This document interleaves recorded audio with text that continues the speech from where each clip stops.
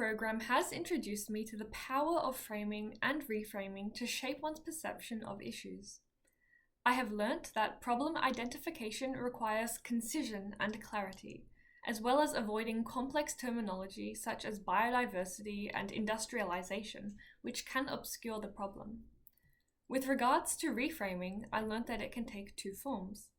Firstly, there is exploring the frame, in which you delve deeper into the original problem statement. Secondly, there is breaking the frame, where you step away from the initial framing of the problem.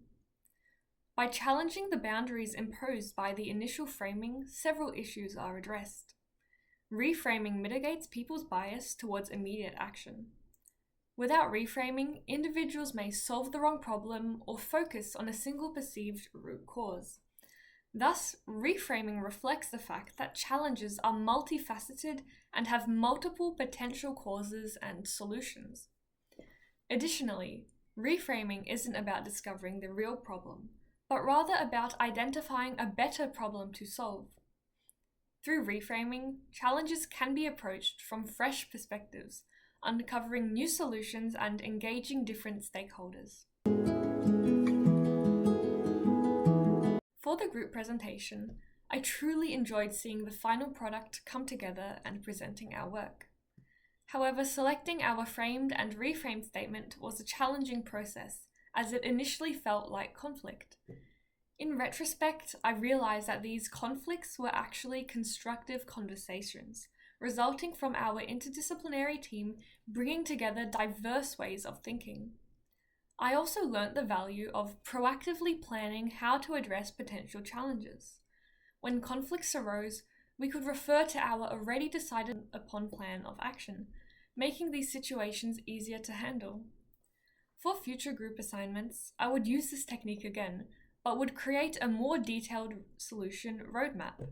For example, instead of having a vague solution like a group meeting, I would instead provide a clear escalation process, starting with peer-to-peer discussion, followed by a group meeting if needed.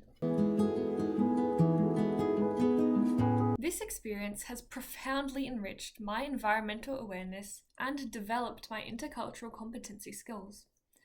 As outlined by UNESCO, here are the different skills within intercultural competence. These were developed through local insight sessions and from direct interactions with the Vanuatu themselves. I have deepened my knowledge of culturally specific perspectives on sustainability, fostering critical awareness of how our culture influences responses to environmental sustainability and societal issues. The most personally meaningful aspect of the program were the connections I made. During these 2 weeks, impactful relationships were forged with people from diverse backgrounds, including USP students, the bus drivers, Monash students, staff, and locals. However, I was indeed faced with challenges during the trip, namely communal living. I found myself unprepared for the constant buzz of activity and interactions in my new environment. But as the days went on, the sense of togetherness became a source of strength that I drew on. My peers were there for me in homesickness and health, in moments of exhaustion and elation. My confidence in intercultural exchanges also grew thanks to GIG. On the market trip on day 1, speaking to the mamas in Bislama was a cause of apprehension. Thoughts such as, what if I say it wrong, or what if they don't understand me, swirled in my mind. However, I learnt to shift my focus. Developing my intercultural communicative competence and seeking out connection over perfection was truly my most significant achievement of the trip. Existing in that uncomfortable and liminal space between the known and unknown became my norm, and this openness to engage with their culture was met with warmth and positivity, teaching me the value of intercultural openness. And just like that, my time in Vanuatu came to an end. I've travelled through sunshine and rain, across open seas and winding roads, experiencing this country's indelible vibrancy. It's bittersweet to say goodbye, but I leave with a heart fuller than when I arrived. The people, the stories, the beauty of this land will stay with me forever. So until next time, Vanuatu, thank you for everything.